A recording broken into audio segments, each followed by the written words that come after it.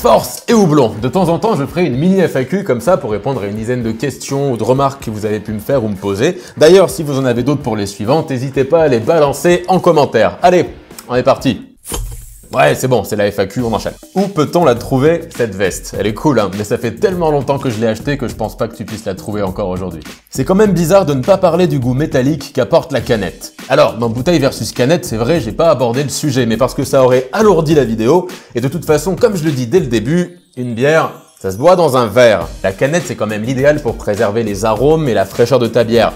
Si toutefois elle en a qui vaillent la peine d'être protégée. Ce que tu sens en fait, ce goût de métal, ce serait lié à une réaction chimique qui se produit avec la peau, un peu comme tu peux avoir cette odeur ou ce goût, je sais pas si ça t'est arrivé d'en goûter, mais de pièces de monnaie. Aucun goût de métal ne peut passer dans la bière pour la bonne et simple raison que le métal n'aurait ni odeur ni goût. Donc si t'as ce goût de métal, c'est que tu bois à la canette, mais si tu bois à la canette, on est d'accord, c'est que tu bois pas une bière de ouf, donc au final... c'est pas si grave que ça. Alors hello JV, amateur de bonne bière, quand il faut acheter un petit pack vite fait, nous sommes souvent contraints de faire le choix du moins pire. Donc peut-être faire un épisode confrontant les bières les plus répandues, genre Heineken, Crow, Bud, The Battle of the Peace. Alors justement, je travaille là-dessus en ce moment, et ton titre me plaît beaucoup. Donc plus ou moins la même question, mais formulée différemment, au Super U, que prends-tu? Et bah tu le sauras bientôt, puisque je travaille sur un épisode là-dessus, qui sortira, je sais pas quand, mais il sortira bientôt.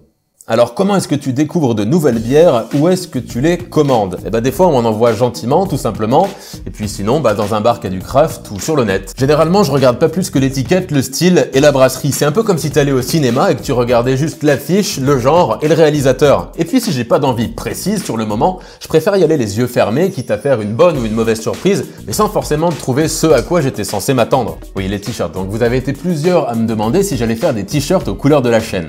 Personnellement je trouve ça un petit peu prétentieux et précipité, mais après j'ai plein d'idées, ça me ferait super plaisir de le faire. Puis ce serait aussi une façon de filer un coup de main à la chaîne au final, donc faites-moi savoir si ça vous intéresse vraiment. Merci YouTube pour le désabonnement. Alors, c'est pas une question mais c'est une remarque importante parce que ouais, YouTube peut vous désabonner d'une chaîne comme ça, pouf, sans que vous ayez rien demandé. Donc pensez bien à activer la petite cloche pour recevoir les notifications, ça coûte rien, vous serez pas spammé, je sors une vidéo toutes les 2 semaines. Alors, as-tu fait des études particulières pour t'y connaître autant en bière ou juste par passion? Tu fais un mouvement de merci. D'où te vient ce concept et qu'as-tu fait pour en savoir autant sur les bières?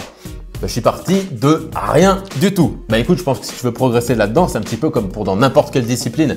Faut toujours chercher à en savoir plus, être curieux, se demander pourquoi. Bien sûr, goûter, que ce soit seul ou à plusieurs, mais toujours avec modération. T'as aussi des sites, des forums, des applications avec une communauté à chaque fois, des formations, même des études, mais j'y reviendrai dans une prochaine vidéo. Et si je peux te donner un conseil bonus, c'est très con, mais c'est important, pense à utiliser ton nez au quotidien. Essaie de sentir tout un tas de choses et de mémoriser les odeurs pour pouvoir enrichir et entretenir ton répertoire personnel. Après, ça aide vachement pour la dégustation. Ah, et évite de passer trop souvent devant Sephora aussi. Et sinon, le chat, il est plutôt blonde ou brune. Choisis ton camp, gourou. Bon, bah on va lui demander.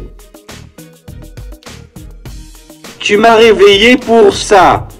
Putain. Salut JV, feras-tu une vidéo sur les bières de groupe genre Iron Maiden ou Motorhead? Eh bah oui, carrément, je peux te répondre un grand oui. Mais tout ce que je peux te dire de plus pour l'instant, c'est que je ne la ferai pas tout seul. Quelles sont les meilleures bières ou les plus intéressantes selon toi? Très bonne question, merci de me l'avoir posée. Celles qui sont produites par des brasseries indées, celles que tu auras découvertes toi-même, celles qui te surprennent, celles que tu aimes même si elles sont mal notées, celles qui te rappellent des souvenirs, celles que t'as pas trop aimées au début mais bien à la fin, celles que tu bois avec tes potes. Donc au final, les meilleures bières, c'est celles qui te plaisent. Si possible, qu'ils te prennent pas pour un con. Tu devrais arrêter de donner de la kéken à ta plante, elle devient floue. Oh, t'inquiète pas, si je lui donnais de la kéken, je crois que même une plante en plastique aurait crevé. Voilà, c'est déjà fini pour cette deuxième mini FAQ. J'essaierai d'en faire le plus souvent possible pour répondre à vos questions. Et d'ailleurs, si vous en avez d'autres, comme je vous le disais au début, n'hésitez pas à les mettre en commentaire. D'ici là, moi je vous dis à la prochaine, portez-vous bien, force et houblon!